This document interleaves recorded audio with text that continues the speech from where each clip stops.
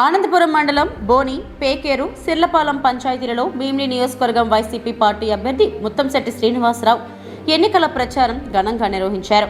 నాయకులు, కార్యకర్తలు, అభిమానులు, ప్రజలు భారీ బైక్ ర్యాలీతో, సాంప్రదాయ సాంస్కృతిక నృత్యాలతో, పూల వర్షంతో ఘనమైన సాదర స్వాగతం పలికారు. ఈ సందర్భంగా తన గెలుపు కోసం నిలబడండని, రాబోయే 5 ఏళ్లు వివక్ష చూపని సంక్షేమ పాలనతో మీకోసం నేను నిలబడతానని ప్రజలకు అవంతి భరోసా ఇచ్చారు. ప్రజలను ఉద్దేశించి అవంతి మాట్లాడుతూ, గత 5 ఏళ్లలో ఏ నియోజకవర్గంలో అయితే పోటీ చేసి గెలిచి అదే నియోజకవర్గంలో మళ్లీ పోటీ చేసే ధైర్యం తనకు ఉందన్నారు. అందుకు గల కారణం రాజకీయ పాలనలో తనది ఒకటే సిద్ధాంతమని నమ్మి గెలిపించిన ప్రజలకు మంచి సేవలు అందించడమే అన్నారు. భీమిలిలో అభివృద్ధి పదంలో నడపడం జరిగిందన్నారు. నిరంతరం ప్రజల మధ్యకు వెళ్లి వారితో మమేకమయ్యాను అని అన్నారు. అందుకే ఈ రోజు ధైర్యంగా ప్రజలను ఓటు అడగలుగుతున్నానన్నారు. మాటలతో కోటలు కట్టడం తనకు రాదని, చేతలతో చేసి చూపడమే తనకు తెలుసునని అన్నారు. గత టీడీపీ ప్రభుత్వం ప్రజలకు బూటకపు హామీలు ఇచ్చి గెలిచాక ప్రజలను విస్మరించి పదవులు, అధికారం అనుభవించి పాలనను అటకెక్కించారని అన్నారు. మే 13న జరగబోయే ఎన్నికల్లో భీమిలి ఎమ్మెల్యేగా తనను, అలాగే విశాఖ జిల్లా ఎంపీగా బొత్స ఝాన్సీ గెలుపుకు కృషి చేయాలని పిలుపునిచ్చారు. ఈ కార్యక్రమంలో ఆనందపురం మండల వైసీపీ శ్రేణులు, సచివాలయ కన్వీనర్లు, గృహ సారథులు, కార్యకర్తలు, అభిమానులు పాల్గొన్నారు.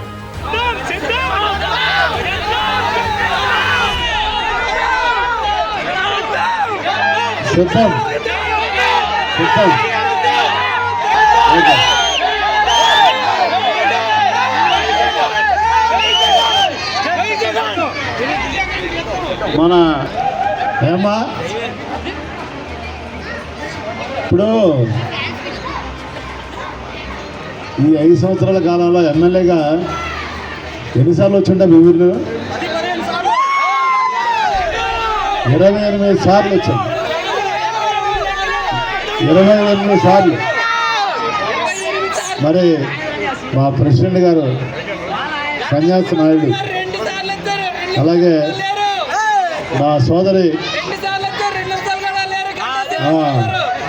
అదే జనాలు చెప్పండి, ఊళ్ళో నాకు కాదు, ఒక నిమిషం.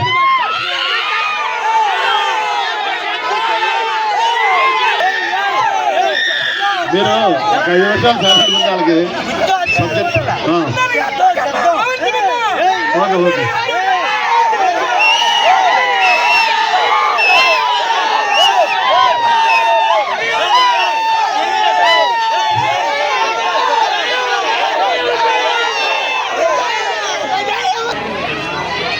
అలాగే మన మార్కెటింగ్ కమిటీ వైస్ చైర్మన్ గారు అప్పలనాయుడు గారికి, మన పార్టీ ప్రెసిడెంట్ బంగ సత్యం గారు, మన జడ్పీటీసీ పాలన వెంకటరావు గారు, ఎంపీపీ మధ్య వెంకటరావు గారు, మరి మిగిలిన గ్రామాలకు వచ్చిన సర్పంచులు, ఎంపీటీసీలకి, ముఖ్యంగా మా బోని వచ్చారు రామనాయుడుపేట నుంచి. ఎవరు చేద్దాం? రామనాయుడుపేట నుంచి ఎవరు వచ్చారు?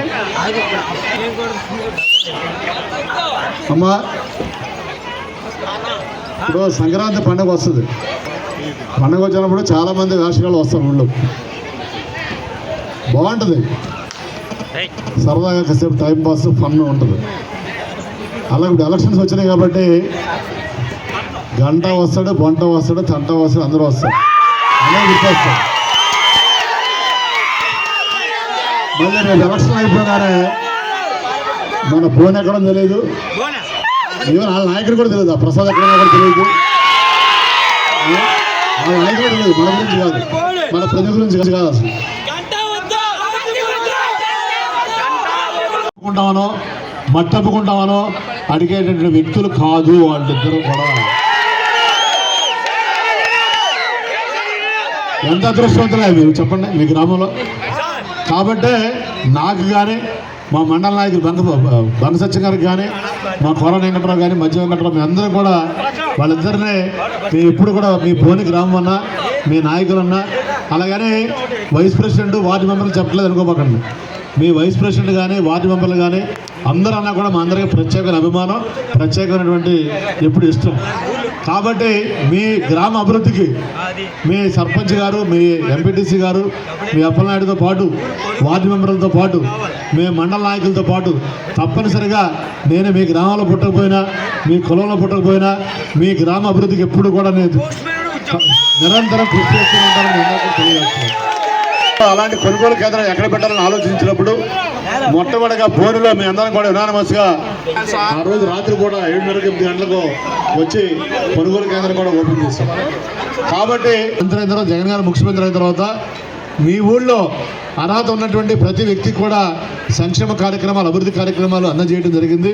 అందజేసినప్పుడు వాళ్ళ కులం ఏంటి, మతం ఏంటి, వాళ్ళు ఏ పార్టీ అని చూడకుండా ఇచ్చినటువంటి గొప్ప పార్టీ కానీ గొప్ప నాయకుడు జగన్మోహన్ రెడ్డి.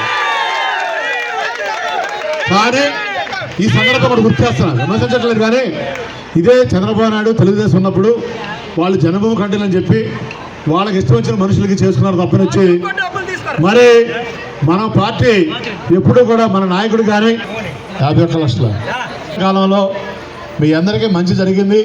ముఖ్యంగా కరోనా టైంలో గుర్తుపెట్టుకోండి. మీరు కరోనా టైంలో అన్నకి తమ్ముడు లేడు, తమ్ముడికి అన్న లేడు, భార్యకి భర్త లేదు, భర్తకి భార్య లేడు.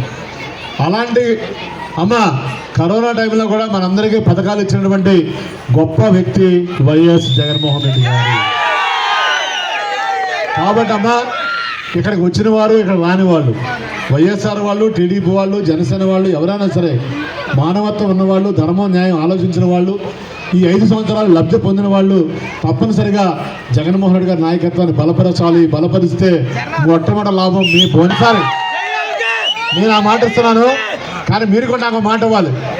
ఏంటంటే దయచేసి భూములు అమ్ముకోవద్దండి. గతంలో కూడా చెప్పాను, ఇప్పుడు కూడా చెప్తున్నా మీకు. పాస్బుక్లు వచ్చినాయి కదా అని భూములు అమ్ముకున్నారంటే మీరు చాలా దెబ్బ అయిపోతారు చెప్తుంది. ఎందుకంటే జగన్ గారు ముఖ్యమంత్రి అవ్వగానే ఇక్కడి నుంచి పరిపాలన స్టార్ట్ చేయగానే మనందరి భూముల రేట్లు ఎగ్జాక్ట్గా డబుల్ అవుతాయి. ఇప్పుడు 40 లక్షలు చెప్తాడు, 80 లక్షలు అవుతాయి. అదే పాస్బుక్లు వస్తే 3 కోట్లు అవుతాయి. మా పందులు గారు నవ్వుతున్నాడు, మరి మా బిజినెస్ పరిస్థితి అండి. బాగాలంటే మొన్న పద్దలో వెళ్ళాను, ఒక ఆయన పేరు పెట్టాడు, ఒక రైతు, ఇలా బాగా పెద్ద ఆయన, ముసలాయన. మీరు ఆ గంట గురించి ఎందుకు మాట్లాడుతున్నారు సార్? వాడు ఒక మెరుపుతే కానీ పెట్టాడు. మెరుపుతే కానీ వర్షం మెరుపు వస్తాయి కదా, ఒక సెకండ్ అలా కనిపించిపోతారు ఎలక్షన్లప్పుడు, మళ్ళీ కనిపించడం. కాబట్టి వాళ్ళకి కావాల్సిందమ్మా మీ అమ్మ ఇక్కడ ఉన్నటువంటి భూములు, కొండలు, ఇవన్నీ మట్టి. నాకు అయ్యే అవసరం లేదు, మీ అభిమానం ప్రేమ ఉంటే చాలు. మరి 2 ఓట్లు రేపు మే 13వ తేదీ జరగబోయే ఎలక్షన్స్లో 1 ఓటు ఎమ్మెల్యేగా మీ అమలు తీసిన మాత్రం నేను ఎమ్మెల్యే అయితే మీ అప్పలనాయుడు ఎమ్మెల్యే అయినట్టే, మీ సన్యాసినాయుడు ఎమ్మెల్యే అయినట్టే, మరి మా మరదల గారు ఎమ్మెల్యే అయినట్టే, మీ ఫోన్లో ప్రతి ఒక్కరు ఎమ్మెల్యే అయినట్టే. ఎందుకంటే మీరు పిలిచిన వస్తా, పిలవకపోయినా వస్తా ఫోన్. మీ ఫోన్ అంత ఇష్టం. ఏ ఎమ్మెల్యే కూడా 20 సార్లు వచ్చారా మీ ఫోన్. కాబట్టి అలాగే కారణం 2, మీరు చూపించే ప్రేమ అభిమానం, 2వది మీ అమరేశ్వరుడు. మరి నేను కూడా చిన్నప్పటి నుంచి శివభక్తుడిని, కాబట్టి మొట్టమొదటి వచ్చాం మంచి. అలాగే కమ్యూనిటీ హాల్ అడుగుతున్నాం మా ప్రెసిడెంట్ గారు, ఎస్సీ కాలనీకి సామాజిక భవనం కూడా కట్టిస్తామని మీ అందరూ కూడా తెలియజేసుకుంటూ, మరి 2 ఓట్లు కూడా దాని గుర్తు మీద వేయాలని, ఎస్సీ కాలనీకే కాదు మీరు అడగపోయినా ప్రెసిడెంట్ గారు. అమ్మ మీ నాగవంశీయులు కులంలో నేను పుట్టకపోయినా అందరూ నన్ను అభిమానించారు పార్టీలకు అతీతంగా.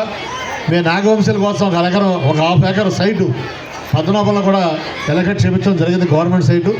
దానిలో ఒక కళ్యాణ మండపం, ఎందుకంటే మీరు 2 సార్లు ఎమ్మెల్యేగా అనుకున్నారు. మరి పద్మనాభం కానీ, భీమిలి కానీ, ఆనందపురం నుంచి కానీ తప్పనిసరిగా మీ అందరికీ పొద్దు నుంచి కూడా గ్రామాలు తిరుగుతున్నాం. పొద్దున భీమిలి మండలంలో మధ్యపేట, మధ్యవలస, సింగనబంద గ్రామాలు తిరిగాం. ఇప్పుడు ఆనందపురం మండలంలో బోని, సెర్లపాలు, పేకేరు తిరుగుతున్నాం. ఎక్కడికి వెళ్ళినా కూడా ప్రజలు, ముఖ్యంగా మహిళలు, యువత కూడా మళ్ళీ జగన్ గారు ముఖ్యమంత్రి అవ్వాలి, ఆయన ముఖ్యమంత్రి చేసుకోవాలని మళ్ళీ ప్రజలు చాలా బలంగా ఉన్నారు. కారణం ఏంటంటే 5 సంవత్సరాల కాలంలో మరి ఆయన ప్రతి ఇంటికి కూడా మంచి చేశారు. ఫర్ ఎగ్జాంపుల్ ఈ ఊళ్ళో బోని గ్రామంలో మనం ఉన్నప్పుడు ఈ ఊళ్ళో కూడా తెలుగుదేశం, కాంగ్రెస్ అంటే వైఎస్ఆర్ కాంగ్రెస్ 2 కూడా డిఎండి. కానీ జగన్ గారు గొప్పతనం ఏంటంటే ఈ ఊళ్ళో కూడా 90% మందికి పథకాలు, అంటే తెలుగుదేశంలో కూడా సగం మందికి పథకాలు ఇచ్చారు. వాళ్ళ సర్పంచ్ అభ్యర్థి కూడా మా మీద పోటీ చేసి ఓడిపోయినానికి కూడా పథకాలు వచ్చింది. అది జగన్ గారు గొప్పతనం. సో దానివల్ల ప్రజలు చాలా సంతోషంగా ఉన్నారు. ఆయన ఎప్పుడు చెప్తారు జగన్ గారు, సార్ సీఎం గారు, ఏమని కులం చూడడం, మతం చూడడం, ప్రాంతం చూడడం, పార్టీ అసలు చూడడం. దానికి ఉదాహరణ ఈ గ్రామం. కాబట్టి ఇలా ప్రతి గ్రామంలో కూడా అందరికీ మంచి చేశారు ఆయన 5 సంవత్సరాలు. అలాగే ఇక్కడ ఈ గ్రామంలో ఏనా రైతులు భూ సమస్య ఉంది. మరి వీళ్ళకి ఇంతవరకు ఎప్పుడు ప్రభుత్వం నుంచి ఏమి ఎలాంటి ప్రభుత్వం నుంచి ఎలాంటి హామీ, ఎలాంటి లబ్ధి చేకూరదు వాళ్ళకి. మరి వాళ్ళకి మొట్టమొదటిసారిగా రైతు భరోసా కూడా అందజేశారు ఈ 4 సంవత్సరాలు. తప్పనిసరిగా ఆర్టీసీ బస్సులు అడిగి చేపిస్తాం తప్పనిసరిగా. అలాగే సర్వే కూడా మరి చేయలేదు, సర్వే కూడా చేపించాం. పట్టాలు ఇచ్చే టైంకి ఎలక్షన్ కూడా వచ్చింది. అలా కళ్యాణ మండపం కూడా ఎస్సీ కాలనీ కళ్యాణ మండపం కూడా మరి ఎలక్షన్ అవగానే చేపిస్తాం. రాణిపేట కానీ ఇవన్నీ కూడా తప్పనిసరిగా వీళ్ళకి 90% పనులన్నీ అయిపోయి మిగిలిన పనులు కూడా రేపు ఎలక్షన్ అవ్వగానే ఎమ్మెల్యే అవ్వగానే చేసి వీళ్ళందరూ రుణం తీసుకున్నా తెలియజేసుకుంటూ, ఎందుకంటే వీళ్ళందరూ కూడా చాలా మంచి ప్రజలు, మంచి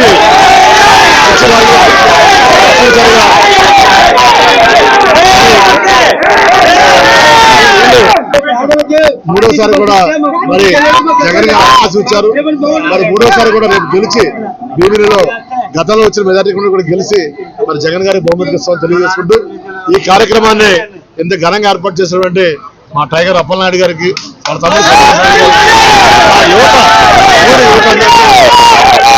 తెలియజేసుకుంటూ, మీ ద్వారా భీమిలి నిజ ప్రజలకి మరి గతంలో విజ్ఞప్తి చేస్తారు. 2 సార్లు అవకాశం ఇచ్చారు. మళ్ళీ రేపు మే 13వ తారీఖు జరగబోయే ఎలక్షన్స్ లో మీ అందరి యొక్క అమూల్యమైనటువంటి ఓట్లు 2 ఓట్లు వస్తాయి. ప్రతి ఓటు కూడా ఫ్యాన్ గుర్తు మీద వేసి సీరియల్ నెంబర్ 4 మీద నాకు ఎమ్మెల్యేగా, ఎంపీ గారికి 1 మీద వేసి